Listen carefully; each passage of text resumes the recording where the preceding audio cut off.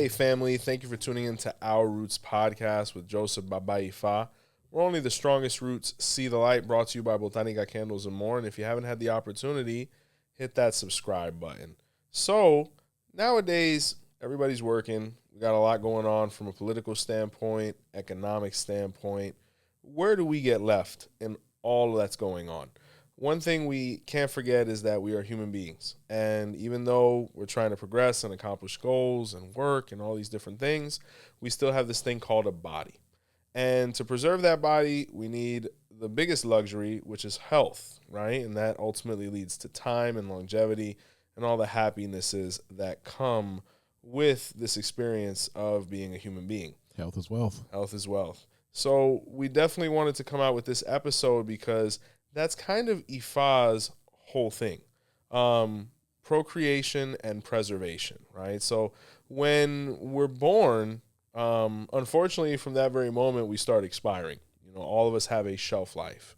And Ifa's whole goal is about preserving that, right? And once we're able to get to a level of stability, procreating another life to be able to carry on our species. So from the very beginning, the focal point of health radicates within two places within our body. The first thing is the heart, right? And in the 𝘃𝗶𝗱𝗶𝗍, it was identified that 𝘃𝗶𝗍𝗶𝗍 had a daughter, and that daughter's name was 𝘃𝗶𝗍𝗶𝗍, which when you translate it literally means me, or in y'all's case, yourselves. So wait, M-E? Yeah. 𝘃𝗶𝗍𝗶 is E-M-I. Right, in Yoruba. But it translates to me, which is ironic because of how similar they are, right? Yeah. And she was trying to figure out what is going to be my place, you know, because she was characterized by, she was basically 𝘃𝗶𝗍𝗶𝗍's breath, right? That was his daughter. And he said, don't worry, we're going to find a place for you for sure. And through divination, 𝘃𝗶𝗍𝗶 was revealed, sacrifice was provided, and it was around the time that 𝘃𝗶𝗍𝗶𝗍 wanted to start seeing human beings, or 𝗃𝗍𝗍 as they're known, start populating Earth. So to be able to facilitate that process, once Ogun and Oduduwa were done constructing the bodies out of clay and iron and minerals, Ōbàtálá finished making people's heads.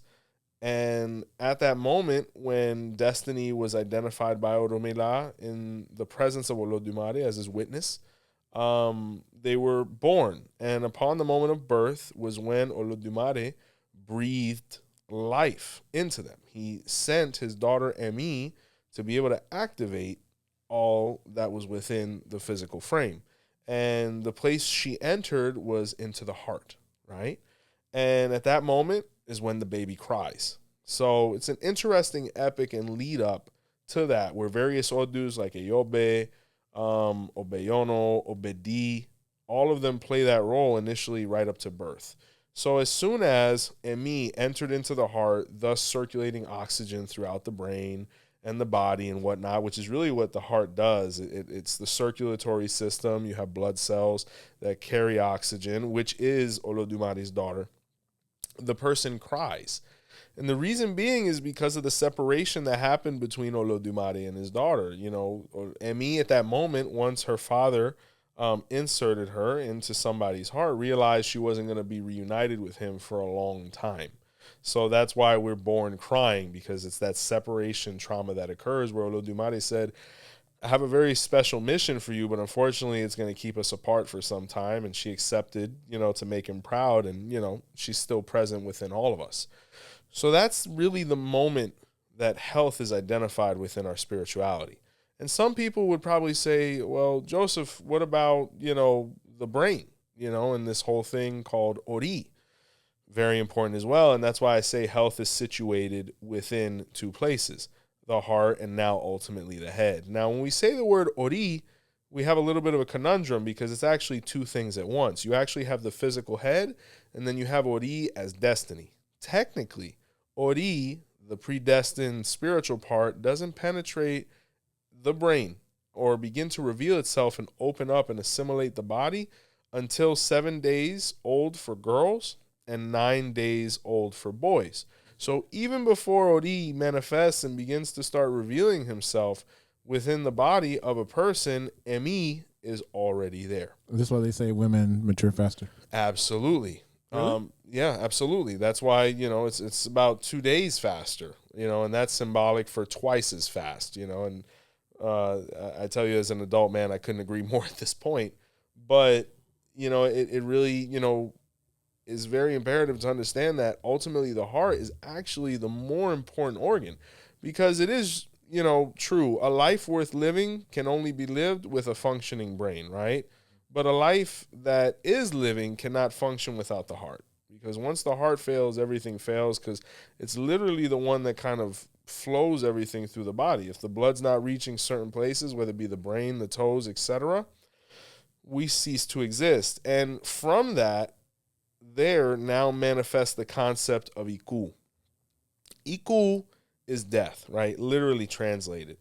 But 𝗃, as a euphemism, is actually lack of function or lack thereof, because that's really what death is. Death is when things stop functioning, which leads us to a state of dysfunctionality, right? So, for example, if the heart stops, the liver stops, the toes, all these different things start failing.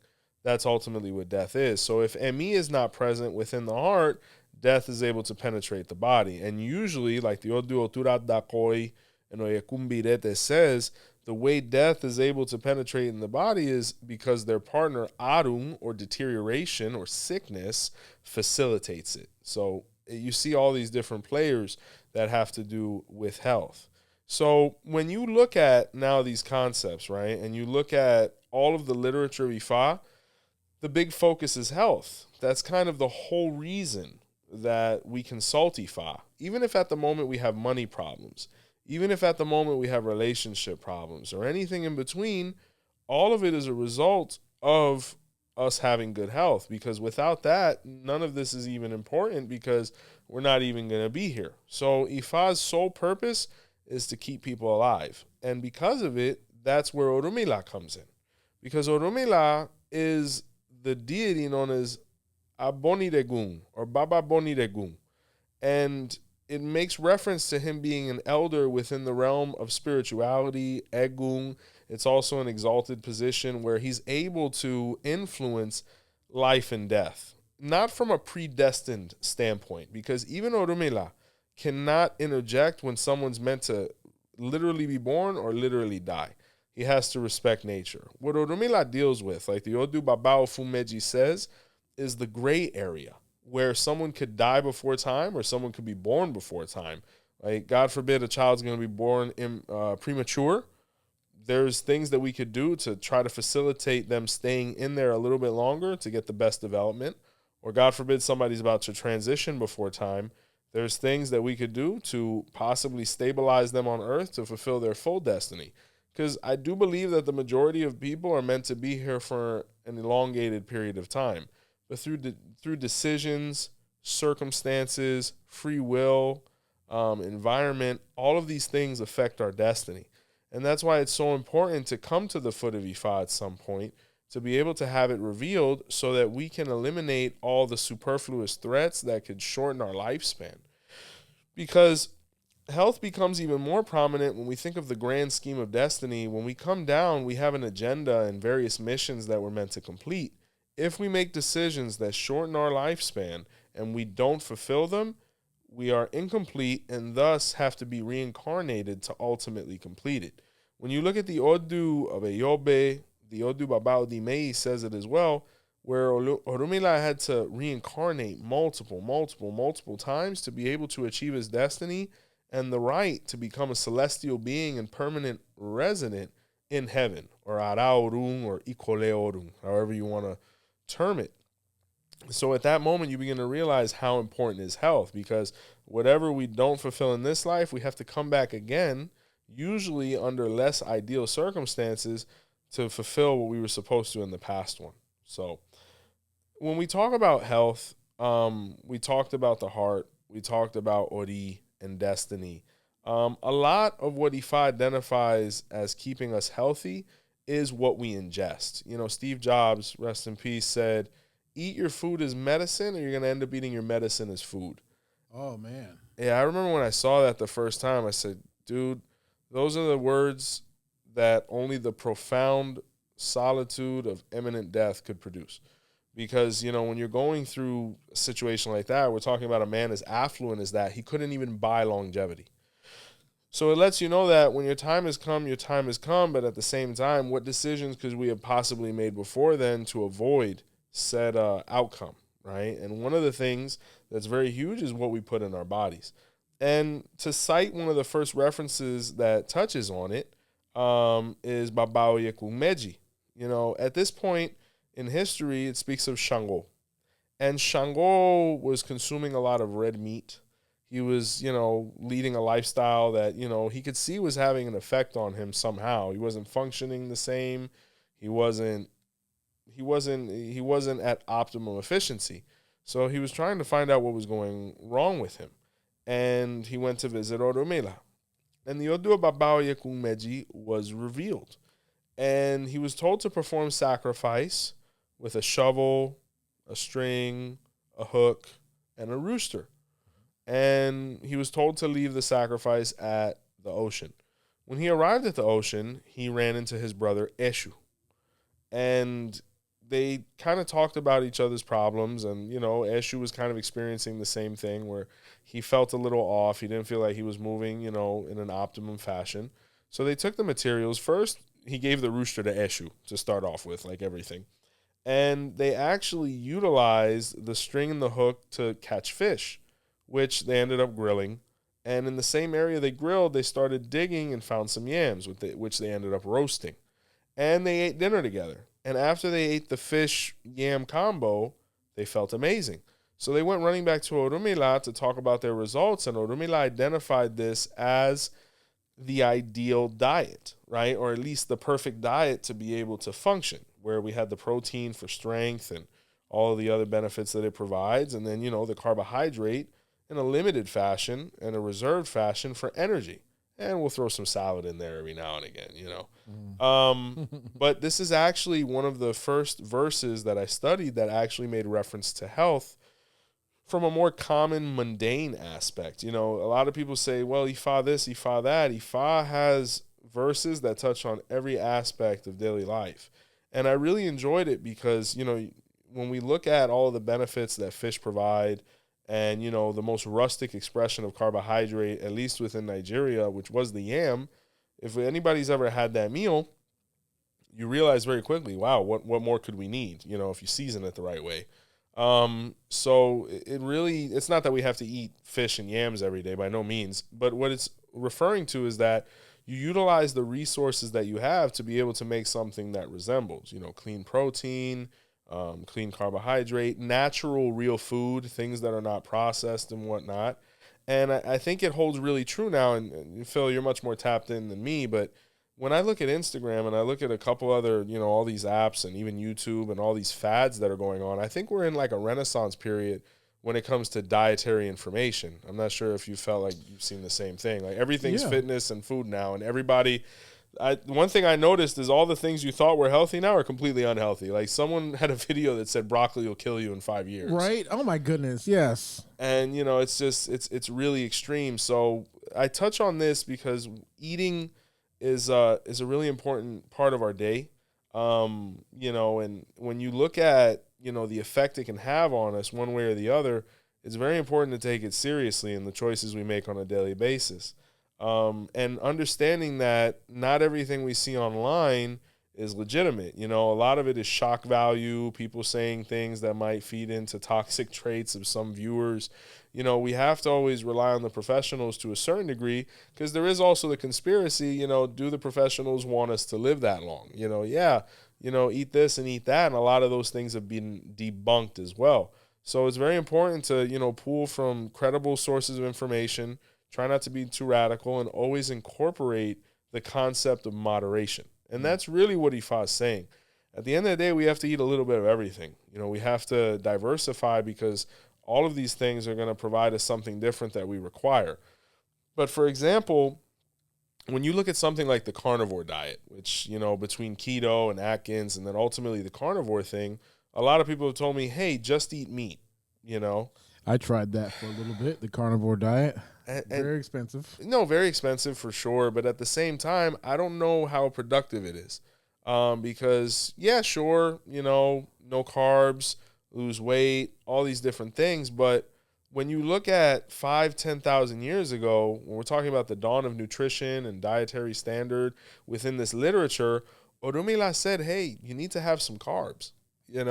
So you have to be very careful with anything that says just eat this, because even the Orishas, who had the ability to eat whatever they wanted, diversified and had variety in their diet, color in their diet, and there's verses of Ifa that speak very negatively about the whole carnivore thing. Do I think we should eat more protein sources? Sure. And by no means, I'm not a nutritionist. I'm not a dietitian. I'm just basing myself off of Ifa and the very intelligent people that I've received services from and have spoken to as well, whether it be some bros at the gym or, professionals like dietitians. You need to have that variety and varied protein sources, because too much red meat isn't that great either. And if you look at old cultures, the cow was usually seen as sacred or necessary. So if you look at people in India, specifically those who practice Hinduism, the cow provided much more than just meat. It wasn't sacrificed at all. And then you look at the demographic over there, some of the oldest people in history were born right there on a diet that was heavily chicken and vegan based, and even though it's contradictory, and more vegetables and whatnot. And then you look at the Maasai people from East Africa, Kenya, Tanzania, they don't kill their cows. They just drink the cow blood and mix it with milk, and those people, they're jumping 10 feet in the air and living 100 years. Wait, they don't kill the cows? No, they don't. Like, what they do is this is really incredible. There's so much precision. They'll actually puncture, I'm not sure if it's a vein or a vessel or, they puncture something in a way where the cow starts bleeding, but they'll stop the bleeding. They'll get some cow dung or whatever and cover the hole, or some dirt, and it keeps the cow alive while they're still able to extract the blood, which, they pretty much eat for breakfast, and these people are doing wonderfully. And there's another aspect of this that has nothing to do with food that we're going to get into as well. But that's up. I mean, anybody could look it up, and they're the epitome of health. Interesting. Okay. Yeah. And those concepts, if the cattle produced milk and a bunch of like fertilizer and things like that, okay, if we're going to go straight carnivore, we're going to kill all these cows. And then what are we going to have? How do we make yogurt? How do we make? And then now another thing is dairy. Dairy is the worst thing on earth. But when you look at a lot of the blue zones or the regions that produces more, people who over 100 years old. Yeah, I think it's centenarians, if I say it correctly. Yeah, I think so, yeah. Even my ancestors in Sicily, heavily fish, a lot of fishing, a lot of maritime industry. But, I mean, you're going to tell me those people don't eat cheese? Like, come on. You know what I'm saying? Now, it might not be the same cheese that's at, certain supermarkets, but, feta and things like that, staples in diet for sure. Does Ifa say anything about sugar? Absolutely, and we're going to get into that right now because that's in the 𝗀𝗲𝗍𝗏. Okay. And, but back to the meat thing, there's various odus. Like, if you look in the odu of 𝗏𝗲𝗏𝗏, was where, and that's why you actually go like this. When you say 𝗏𝗲𝗏𝗏, you tap the stomach and blow your hands. It was to take off the curse from the stomach. And what happened was Ogun would eat meat. That's all he would eat. He was a butcher. So everything was like, it was like Texas de Brazil. Boom, boom, boom, boom, boom. Steak, steak, steak, steak, steak, steak, steak. So it got to the point where he ate all of it. And he's like, yo, I have no meat sources. So 𝗏𝗏𝗏𝗏 says he actually started eating people. What? Yeah, he became so carnivorous that he started consuming human beings. And he was like, meat, meat, meat, meat, meat. But then that started having a very negative effect on his biology and his stomach, to the point where he became so sick that he actually had to cut open his stomach a little bit to be able to release all of the toxins and gas and things that it was producing in his body. He went running to visit Orula, and 𝗏𝗏𝗏𝗏 was revealed, where Ifa said, you feeling okay? He's like, bro, I just had to cut open my stomach a little bit. I've been eating meat. I ate some people. And Orula was like, no. You need to vary it a little bit. But he's like, I'm a butcher. That's what I have. He's like, well, maybe, I don't know, try some salad, try a yam. And at that point, Ogun started, delving a little more into, agriculture, horticulture, and producing different sources of nutrients and whatnot, and having a well-balanced diet. Whole grains, lots of greens, clean protein. Red meat's not the enemy, but everything in moderation, right? So that's one of the aspects I wanted to touch on, because there's a lot of fads and a lot of things, and Ifa touches on this as well. So to stay with the culinary aspect of things, let's talk about sugar, right? In the odu of Baba Ifa was where Obadala had a son. And the story says that the son wanted to get involved in, witchcraft, right? And that witchcraft involved using human remains to make powders and things like that to hurt people. So 𝗵𝗸𝗲 told him, hey, the only powder you need spiritually that's going to work for you is this. And he provided him with efung, which is like the grayish white calcified rock that you can find in Nigeria, or the famous 𝗃𝗃𝗿𝗃 that we use in the New World.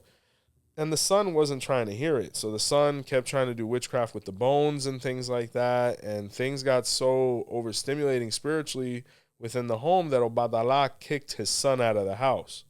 And he said, this is why I curse you, because you chose this powder over the sacred one that I gave you. And at that moment was when 𝗃𝗃𝗿𝗃 cursed all of the white powders other than efung. So when we talk about white powders, it goes, things like sugar, salt, or any of the man-made narcotics that are accessible, right? All of them have a very negative effect on our body. When you look at the 𝗃𝗶𝗱𝗲, it speaks of when salt first manifested and how as soon as it was ingested, it was immediately and irreversibly addictive. From the very moment that salt enters our body and is received and registered within our mind, we will never be the same as before, right? Now, the Yorubas identified this, and because of it, during the 𝗃𝗃𝗿𝗃𝗃, or the 𝘃𝗶𝗱𝗃𝗍, when a baby is going through that process, which is basically their hand of Ifa, life path, what have you, there are various ingredients that are fed to the baby or allowed the baby to taste to activate Ori. Unfortunately, Olodumare recognized that there's certain vices as human beings we're not going to be able to avoid. We're not going to be able to avoid salt, sugar, certain things that came from nature without basically human influence that we're going to utilize and are ultimately going to cause our demise at some point. So from the very beginning, these things are incorporated in a ceremonial way to the child to activate their head, but activate it in a way where they'll be able to interact with it in moderation. That's why during the 𝗃𝗃𝗍𝗃, they'll give a little bit of salt to the baby, a little honey, things like that, pepper, certain things to activate Ori spiritually. But in the 𝗃𝗶𝗱𝗃𝗃, it speaks of when the salt was actually originally used as currency, right? And this is documented fact that the most successful military campaigns and leaders, in ancient times had access to very large salt reserves. And that was because it was utilized to be able to preserve the food, to be able to, feed the army when they were traveling 1,000 miles to conquer another land. So there's actually a famous story where, I think it was in Asia, where there was a general who didn't have enough salt to feed his army. So therefore the army was going to lose. I mean, you have a soldier who hasn't eaten, he's not ready to fight. So the day of the battle, a huge salt shipment showed up. And the guy was like, what's this? He was like, well, look at the letter. And when he read the letter, it was from the opposing general and king saying, I don't want this battle decided by salt. Eat hearty, let's fight in a week. So there was that kind of honor back then, but that's how influential salt was. So based on this, people started ingesting salt, and once that occurred, it was an addictive thing, So things like salt manifested in 𝗃𝗃𝗿𝗃, and then specifically the sugar. There's an odu in 𝗃𝗃𝗿𝗃. There's a pataki in the odu of 𝗃𝗃𝗿𝗃 or 𝗃𝗃𝗏𝗏 or 𝗃𝗏𝗏, where it speaks of the Egyptians, right? And the Egyptians actually utilized honey for everything. Medicine, they made beer out of it. It was used for desserts, honey. To the point where I believe semi-recently there was a big bin or jar of honey that was found in one of these, pyramids or, excavation sites. And one of the anthropologists actually tasted it and it was fine. So you're talking about 5,000 years later, how many thousands of years later? So this pataki says that divination was performed for 𝗃𝗃𝗏𝗃, for the Egyptian population, to stick to honey and not incorporate anything else similar. But when foreigners came and, sugarcane and all these different things, they tried sugar and then completely were like, we're done with honey. But obviously, with excessive sugar within the body, then came diabetes. So they went running back to Orula, and Orula told them, I warned you. Honey was the safer option. But now you have this new, material that you're addicted to. Either you're going to stay on it and ultimately perish from it, or you're going to kind of revert back and look for more natural sources. So, 𝗿𝗏𝗿𝗀 is actually where sugar became detrimental to the body. And with a lot of new studies, sugar is kind of being seen as the culprit for everything. Parkinson's, Alzheimer's, memory loss. That's crazy. Everything. And to the point where I saw a doctor recently, I would have name dropped him if I could remember, but it's to the point where they say the sugar causes ADD in children, anxiety in adults, and Alzheimer's in the elderly.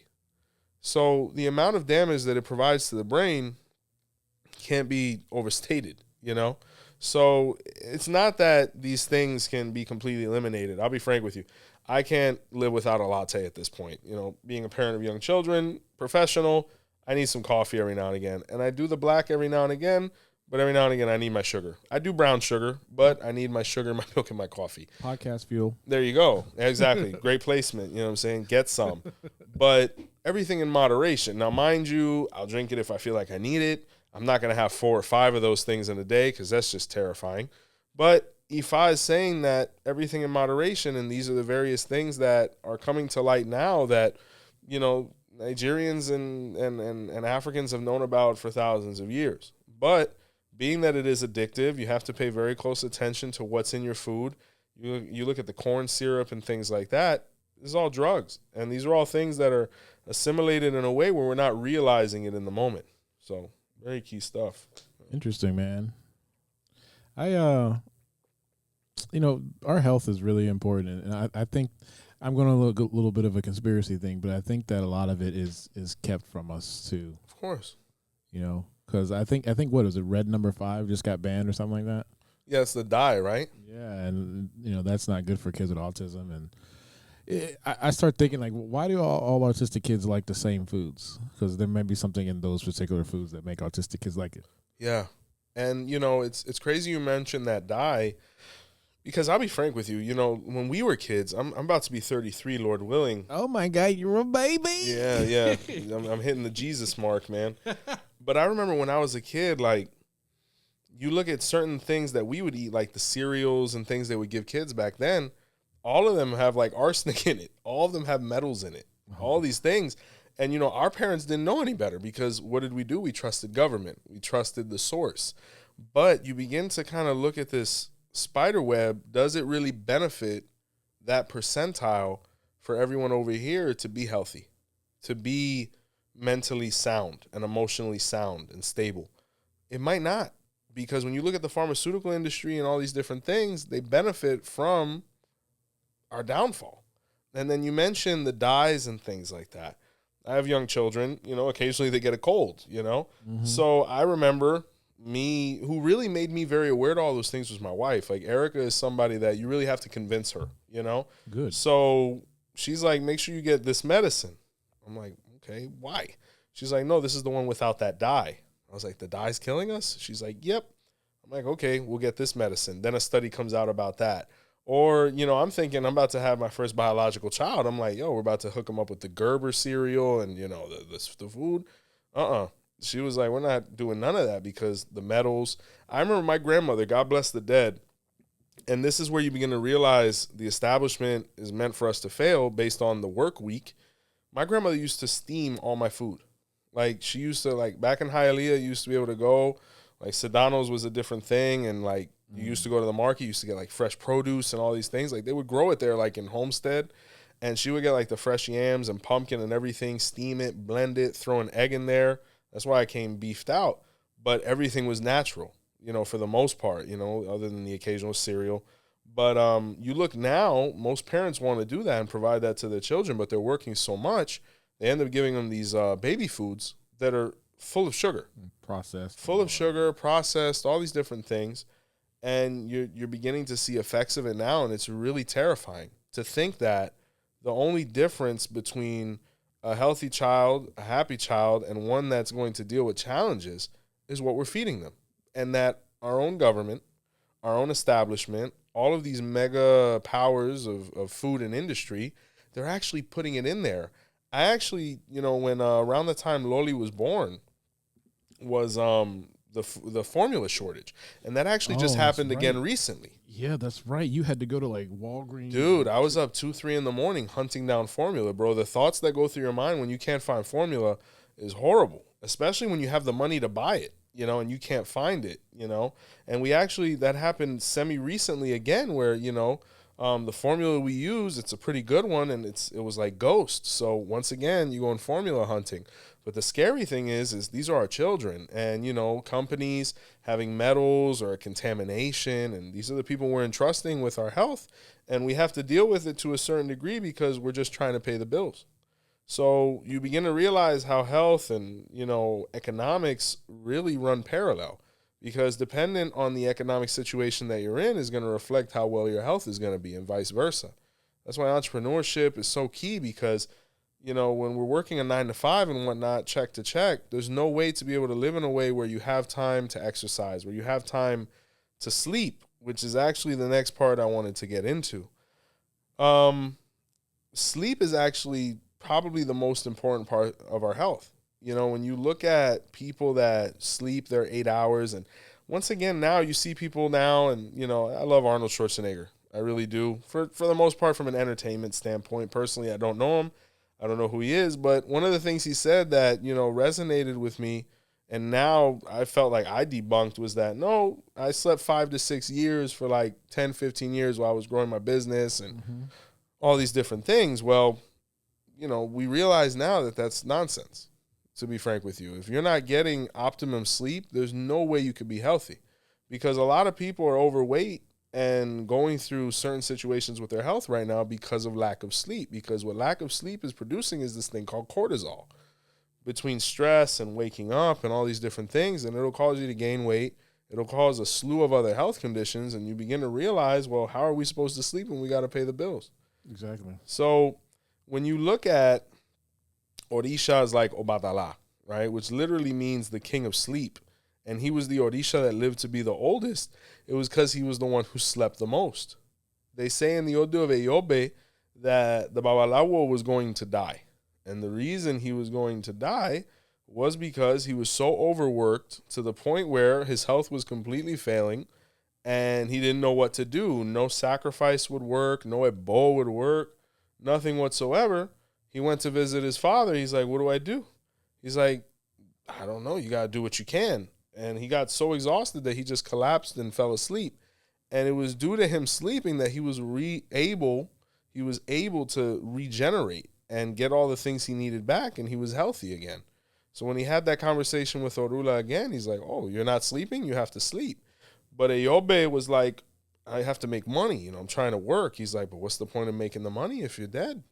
There has to be a balance. You have to know when to say, hey, I may not have all I want, but I have more than I need. So I need to take some time for me. So family, I'm telling you, just because we're really normal people and we don't sell a dream, don't ever think that if any of us has the opportunity to go on vacation or take a day off that we don't.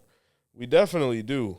Be very careful with the people who are like, yo, I've been grinding all week. I'm sleeping 4 hours a night, all these different things, and they're thriving. That's all nonsense. You look at all these billionaires, all these actors, actresses, entertainment, people, they're all sleeping.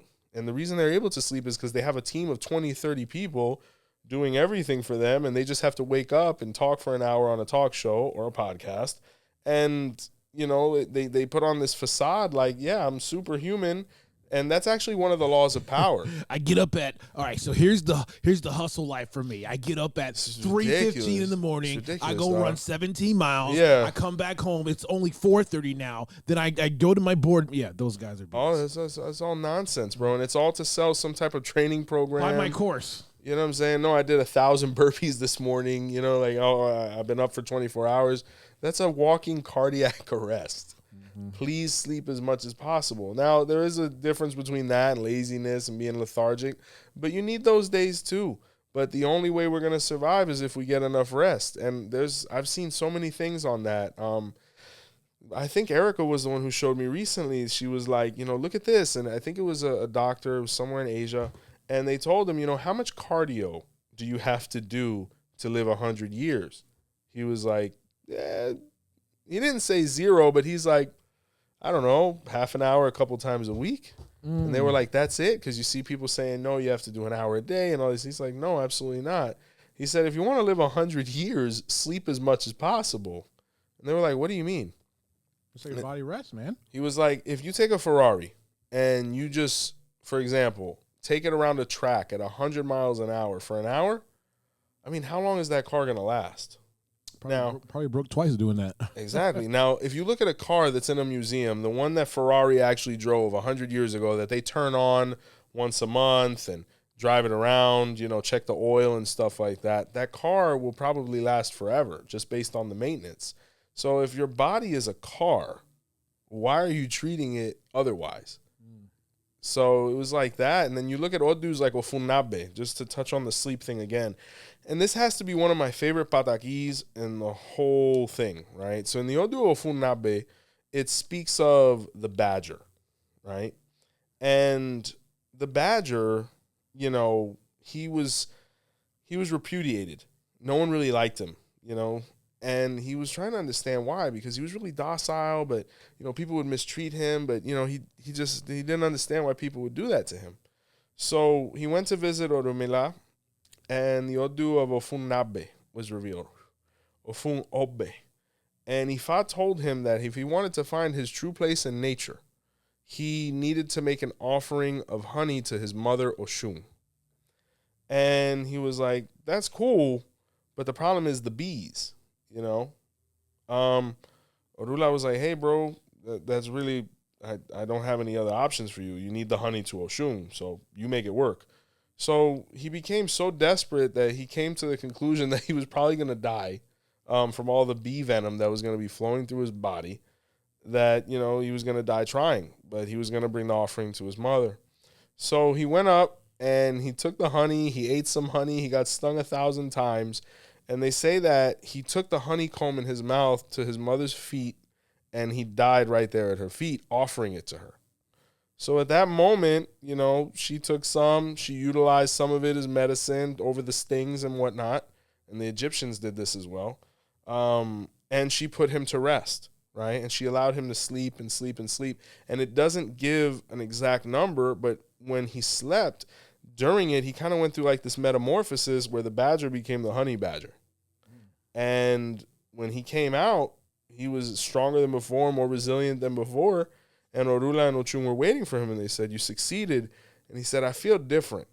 And they said, you should feel different because you died and you resurrected. You came back, And if you ever have any issues like this with your health or anything like that whatsoever, all you have to do is sleep it off. And the honey badger is really one of my top 3 favorite animals. I won't say number 1 because that's either the peacock or the leopard, but the honey badger is way up there for me because when you look at this animal, they're ferocious. I love them. I love them so much because you see that story manifest in real life. The honey badger doesn't care what anybody thinks about him whatsoever. He goes to war. He doesn't care if you like him. After the 𝗃𝗏𝗶𝗍, he was like, good, if you're meant to be around me, you will. If not, whatever. And you actually see where they'll go up and stick their whole body in the honey, the beehive. And they're just eating and eating and eating and eating. And they're getting stung in the eyeball. They're getting stung in the eyebrow. And he doesn't care. And he's eating. And he'll literally be so full of venom that he'll fall out and just lay there. And he'll be there for like days. And after a really, really good rest, he hops up like nothing happened. So when we talk about health, I mean, what better example than that? Yeah. It's a huge, huge part of it. And it's probably one of the most understimulated, and guys, please get rest. So when we talk about health, putting the right things in our body, Ifa identified this long ago. Resting. Orula, just like all the other Orishas, they were all about their sleep.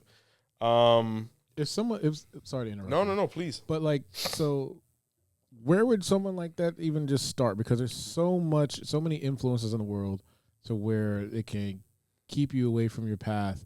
But sometimes it may feel overwhelming. So it is. What's some good advice for someone in Ifa just to start somewhere? What could they start with? I mean, as far as literature, as far as routine? Better health routines. I mean, brother, the beautiful thing about health is it's pretty universal. And regardless of what a lot of influencers try to do, because everyone now wants to have this radical, formula to being healthy. One guy that I watch occasionally that, I enjoy quite a bit is this channel called Renaissance Periodization. I love your YouTube feed, by the way. Yeah, thank you. Yeah. It's either a mafia movie or kid stuff, or kids stuff like 𝘃𝗶𝗹𝗁 or like how to do better bicep curls. But that gentleman, Dr. Isese, I don't know. I know he's very educated, and I know he's articulate with the way he expresses things. But just the way he's able to break down fitness and nutrition and things like that into such layman's terms kind of reminds me of me within Ifa. So it's very hard to break something down that small and still be lying. So whenever he does it, it makes sense in a way where like, okay, that's logical. And I think it really comes down once again to logic and moderation, because you could look at all of these extreme things, and my wife has taught me that as well. My father used to really impart those concepts in me as well, is everything in moderation. So when you see somebody say, just eat meat all the time, dude, there's no way I could eat a Texas de Brazil every day. There's no way. No. Or you only need 4 hours of sleep a day. I have young kids, and I know what that's like. There's no way somebody's surviving like that. So we cannot allow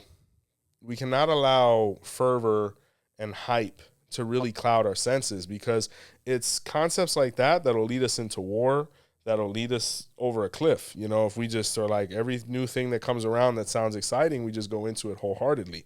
And to be frank with you, forgive my ignorance if there is any, but even veganism, you must forgive me.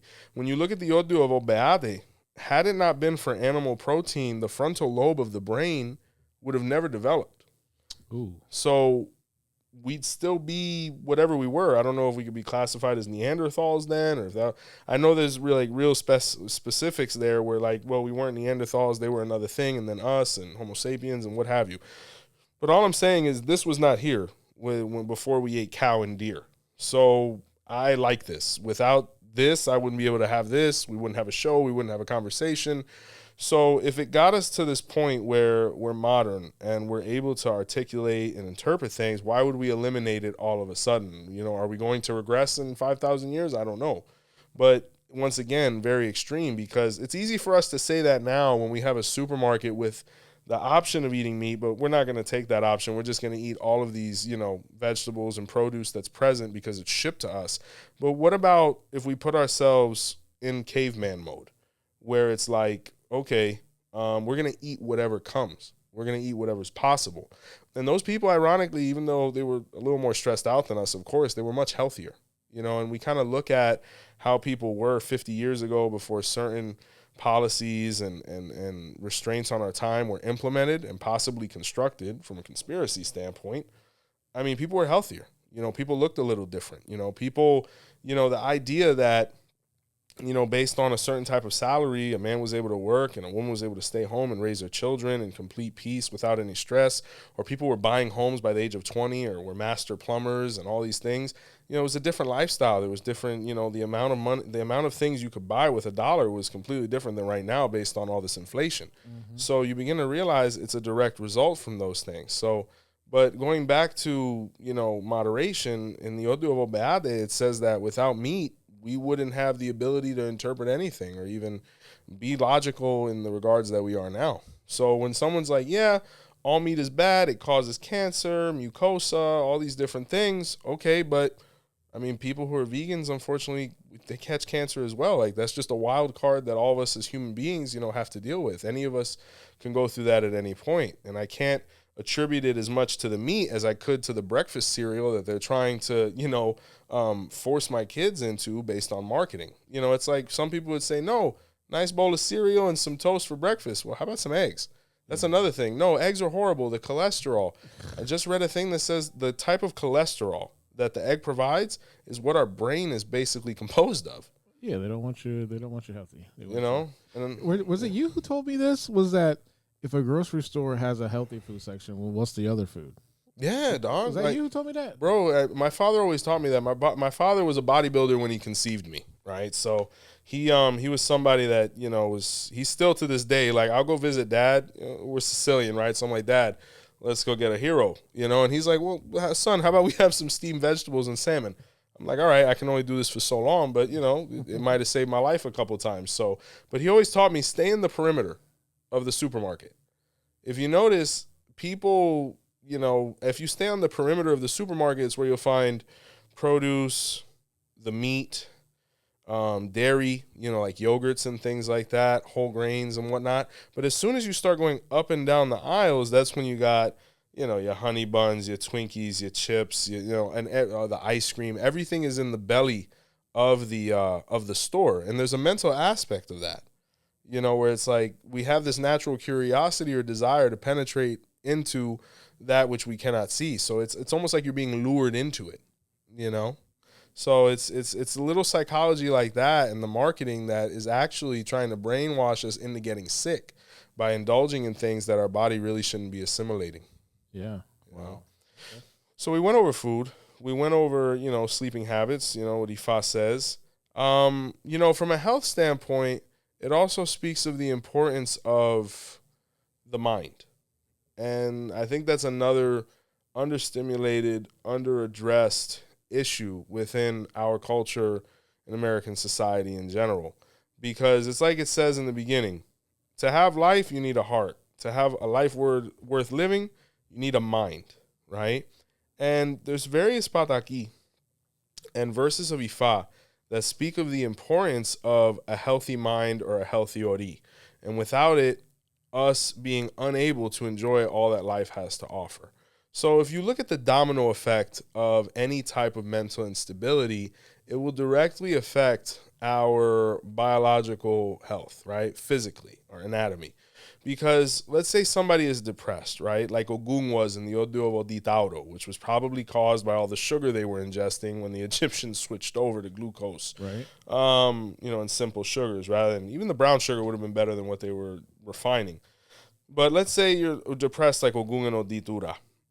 You know, if you're depressed and it's being caused by anything you're eating or just in general, just by untreated trauma and whatnot, what motivation are you going to have to get out of bed? What motivation are you going to have to socially interact and receive all the benefits that comes from that? What motivation are you going to have to go to the gym, you know, which can be a completely daunting experience, especially when you're overstimulated by everything else. Right. So it speaks of the importance that if we don't maintain a healthy ori and an aligned ori, the rest of the body surely will fail. And this can all go back to the 𝗿𝗲𝗿𝗏𝗏.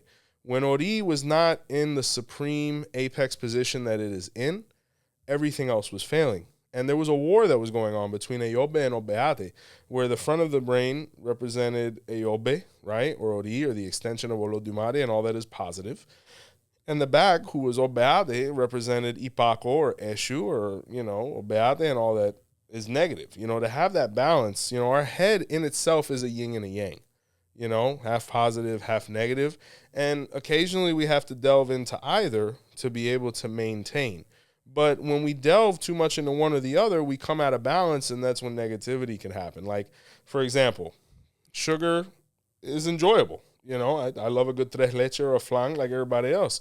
But if I enjoy too much and that happiness and joy that it comes from, it takes me out of balance and makes me go to the negative because of all the effects that are going to come. Or let's say sometimes I want solitude. You know, I want to be alone, kind of just want to delve into myself. But if I delve into that too much and moderately, I delve into depression, and then someone has to get out of that, which represents 𝘄cie in the back. So in 𝗿𝗶𝗿, when Ori realized it was going through these fluctuations and this instability, he immediately visited Orunmila.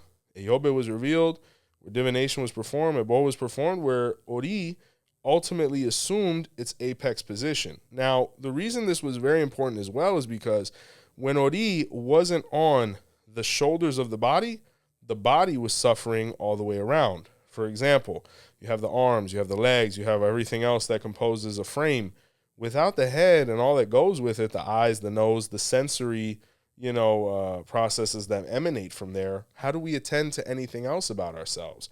Our hygiene, our wellness, anything. And that's why Ifa says that really health begins with our destiny and aligning with it, whether it's through ebo, whether it's through, making sure that we maintain our mental hygiene, even from, a therapeutic standpoint. All of these things are super key, and this all goes back to the 𝗿𝗲𝗹𝗁𝗲. So from the very beginning of humanity, from the very beginning and moment we had a head, Ifa said this is what we need to focus on, and from this, we will find what is health and balance, right? There is another note I want to make, Phil. Okay. And this is for all the parents out there, right? Uh-oh. In the 𝗿𝗲𝗹𝗁𝗲, it says that to create someone else is to destroy oneself. Oh, whoa. And, there's people out there, parents all alike, we understand what those first years are like. And I want to take a moment to touch on them because that could be a very scary experience. When, we as humans, especially usually up until the time we do procreate, usually mid-20s to mid-30s, usually, it's all about us. We wake up, we go out, it takes us 5 minutes to get ready. We stay out as long as we want. We'll survive, right? But the day we're blessed enough to have the opportunity to procreate, which is the other aspect of health now, because the aspect of health that is housed within us is individual. But once we're able to procreate and extend an aspect of ourselves into somebody else, at that point it has become communal. It is much larger than anything we would ever accomplish alone. So therefore, now this being's health is paramount above ours, right? Because it's true, it's their world, we only live in it. Their priorities are now our priorities. So to be able to dedicate that much energy and love into something, there's no way you're not going to be afflicted, right? But this is what we choose for the happiness and all the benefits that comes with parenthood. And I want to touch on this because the 𝗿𝗲𝗹𝗁𝗲 says that children are one of the things that will most damage our health, right? And it is an honorable sacrifice. And it goes back to the pataki of the banana tree or the scorpion. And if you look at a banana tree, right, she went for divination. And then 𝗿𝗲𝗹𝗁𝗲 was revealed, and she was told to perform sacrifice to be able to procreate and, feel everlasting happiness and joy. And she did that. And because of that, she started sprouting bananas, and little banana trees started growing up around her, and she was very happy. Then, once again, she visited Orunmila in gratitude and to receive another divination. 𝗿𝗲𝗹𝗁𝗲 was revealed again, where Ifa told her to perform sacrifice so that which she created and most loved wouldn't cause her demise.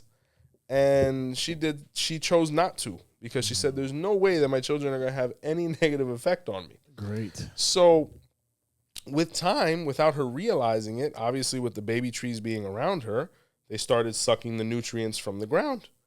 They started getting more. She started getting less. So she started seeing the effects of this, but it got to a point where it was obviously irreversible. And she was such a mother that she said, if it comes down to me and my kids need to live on. And ultimately she perished, and her children replaced her, and they spoke gloriousness of their mother, right? Which is really, besides the happiness and joy that comes from it, our children are our legacy. So Ifa's message for parents out there as well, because it's going to be an experience that is going to change us for sure, is that don't lose yourself in the process of creating another. So it's very important, even if you're not sleeping a lot, even if we're surviving on what we can, we have to do anything we can to preserve, because when these babies, when these beautiful creatures become young adults and are able to take care of themselves to a certain degree, we have to be in a position to either recuperate, grow, or carry on. So that's another very important aspect of health, and I think it's a very specific one, especially for all the people with children out there.